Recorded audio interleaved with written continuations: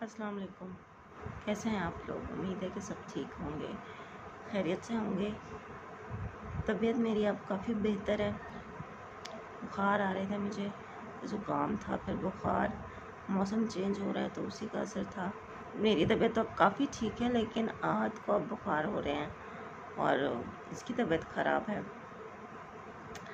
उसके बाद एक और टेंशन है आजकल हमारे घर में, वो ये कि जो मेरे पुराने देखने वाले हैं उनको पता होगा कि 4 से 5 महीने पहले मेरी अम्मी का ऑपरेशन हुआ था आँख का।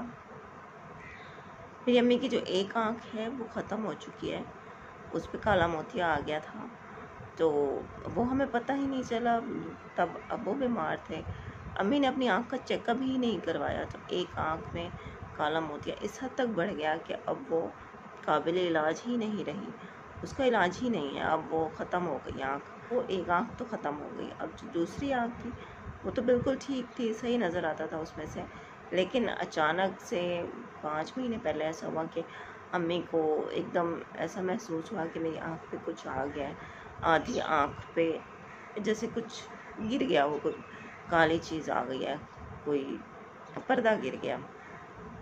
मतलब जैसे हम पूरा एक विज़न होता है हमारा, तो उस पे आधा जो है वो काला हो गया, ब्लैक हो गया, और अम्मी को चीज़ें सही नज़र नहीं आती। तो ज़ाहिर है एक आँख थी अम्मी की, तो रात तक की नींद उड़ गई है। अम्मी ने जब मुझे बताया तो मुझे भी बहुत परेशानी हुई। पहले मैं थोड़ी रिलैक्स थी कि चलो कोई बात नहीं, हो सकता है सफ़ेद मोतिया हो या थोड़ा सा कोई मसला होगा। तो जब अम्मी चेकअप करवाने गई हॉस्पिटल में, तो उस डॉक्टर ने बताया कि आपकी आँख का पर्दा हिल गया है और ये बहुत पेचीदा मसला होता है और इसका ऑपरेशन जल्द अज जल्द करना होता है। अगर इस ऑपरेशन को देर हो गई तो आपकी ये आँख जो है ये भी ख़त्म हो जाएगी। तो इसका आप बस जल्दी से 2 हफ्तों के अंदर अंदर आप इसका ऑपरेशन करवा लें। और उसने फ़ीस मांगी थी कितने, 60,000 उसने अपनी फ़ीस मांगी थी। तो एक तो उसने इतनी मतलब बात इतनी ख़तरनाक बताई कि अगर आप इलाज जल्दी नहीं करोगे तो आँख ख़त्म हो जाएगी। दूसरा उसने फ़ीस इतनी मांग ली कि हमारी तो रातों की नींदें उड़ गई, और उन दिनों हम कितने कितने परेशान रहे हैं, मैं और अम्मी, मैं आपको बता नहीं सकती। ये नहीं है कि हमने सरकारी अस्पताल में पता नहीं करवाया, हम सरकारी अस्पताल भी गए। मुल्तान में जो निश्तर हॉस्पिटल है वहाँ जाते रहे हैं, उसके अलावा मुल्तान के जितने भी सरकारी अस्पताल हैं सब में गए हैं।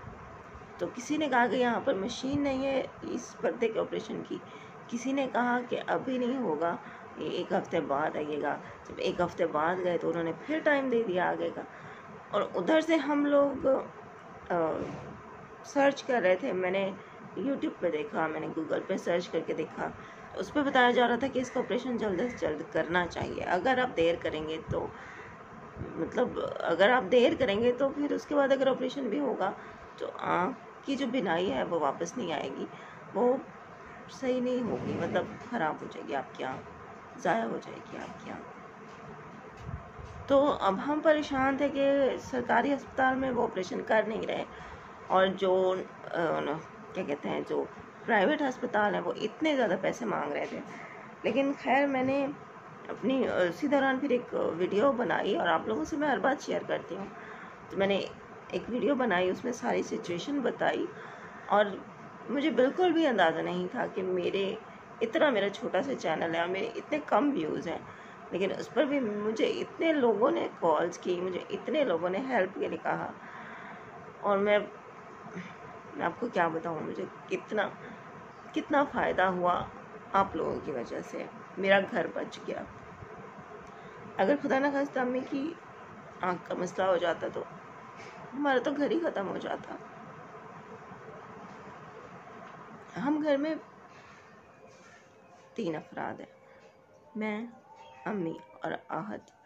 आहत तो अभी छोटा है, बच्चा है, तो मैं चल नहीं सकती।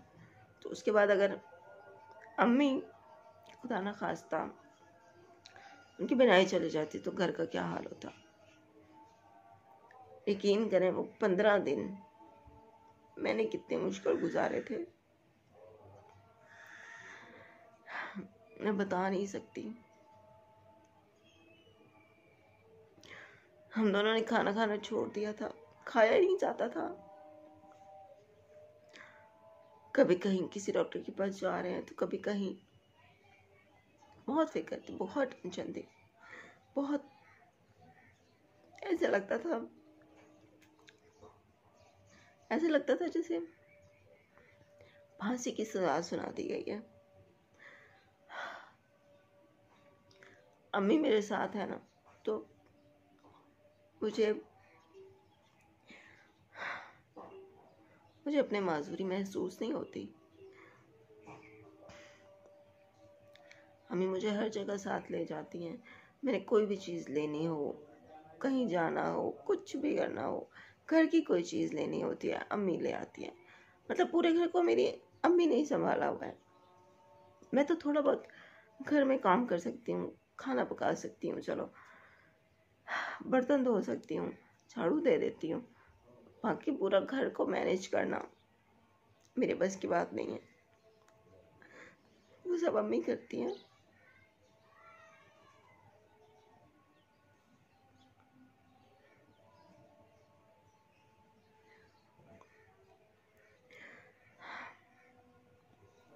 उसी दौरान फिर मुझे बहुत सारे लोगों के मैसेजेस आए, कॉल्स आई व्हाट्सएप पर।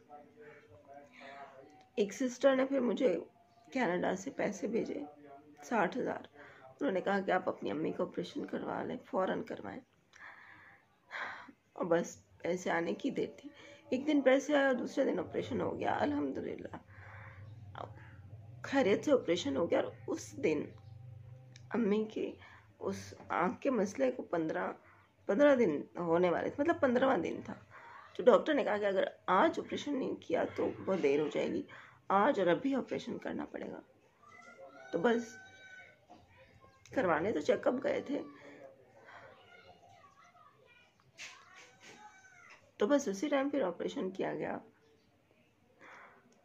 अल्लाह अल्लाह करके अम्मी घर आई। फिर जैसे पट्टी खोली, अल्हम्दुलिल्लाह अम्मी को थोड़ा थोड़ा नज़र आ रहा था। उसके बाद जैसे जैसे दिन गुजरते गए बेहतर होता गया।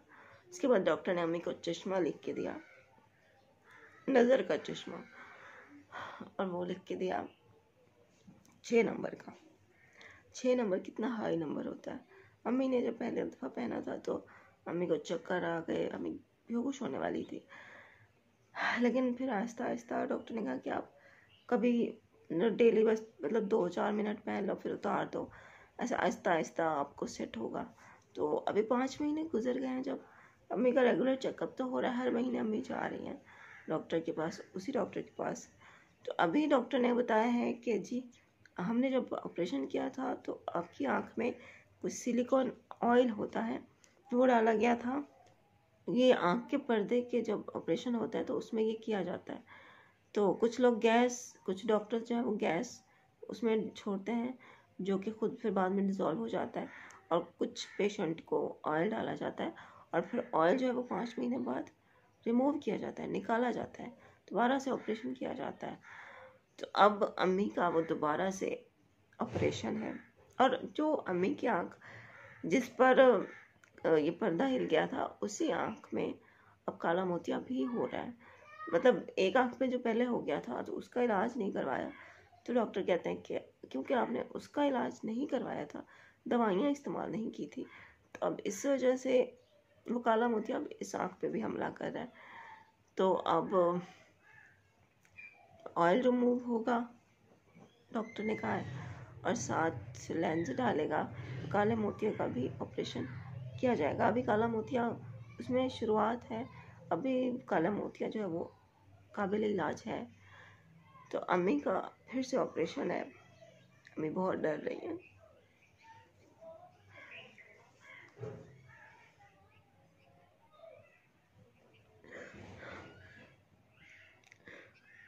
अम्मी को बहुत डर लग रहा है फिर से। अम्मी को डर है कि फिर से ऑपरेशन होगा। तकलीफ तो जो होगी सो होगी, लेकिन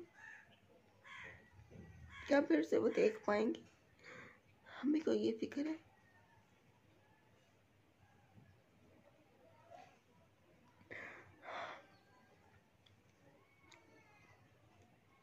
पता है, और टेंशन तो मुझे भी है। जब हमारा अपना कोई तकलीफ में होता ना तो बहुत तकलीफ होती, स्पेशली माँ बाप और औलाद। जब माँ बाप का दुख होता है इंसान को तो इंसान टूट जाता है, और जब औलाद का दुख होता है तब भी। अल्लाह ताला ये तकलीफ कभी किसी को ना दे। अभी दोबारा से ऑपरेशन होने वाला है 1-2 दिन में। दोबारा से ऑपरेशन के लिए उन्होंने 50,000 मांग लिया डॉक्टर ने। कहता है कि सारा ऑपरेशन वैसे ही होगा तो इतने ही पैसे लगेंगे। खैर, मैंने पिछले दिन अपने चैनल पे वीडियो एक लगाई थी, व्हीलचेयर अपनी मेरी ख़राब हो गई थी तो उसके हवाले से मैंने तो बस वैसे ही लगा दी थी कि मैं व्हीलचेयर को साफ़ कर रही थी और उसकी जो सीट फटी हुई थी उसको मैंने सुई के साथ सिलाई किया था। तो उस व्हीलचेयर वाली वीडियोस को देखकर मुझे बहुत से लोगों के फ़ोन आए, मैसेजेस आए। उन्होंने कहा कि हम आपको व्हीलचेयर लेके देना चाहते हैं। तो उन्होंने मुझे पैसे भेजे कि आप व्हीलचेयर ले लो। तो अभी मैंने व्हीलचेयर लेनी थी, लेकिन जब मैंने अम्मी के डॉक्टर से ये बात सुनी तो अभी फिर मैंने व्हीलचेयर नहीं ली। अभी मैंने पैसे रख दिए हैं। तो मैंने कहा पहले अम्मी का ऑपरेशन हो जाए, उस पर देख लेंगे क्या खर्च आता है। उसके बाद अगर पैसे बच जाएंगे तो इंशाल्लाह व्हीलचेयर भी ले लेंगे। प्लीज़ आप लोग दुआ कीजिए कि अम्मी का ऑपरेशन कामयाब हो जाए। हम लोग बहुत परेशान हैं।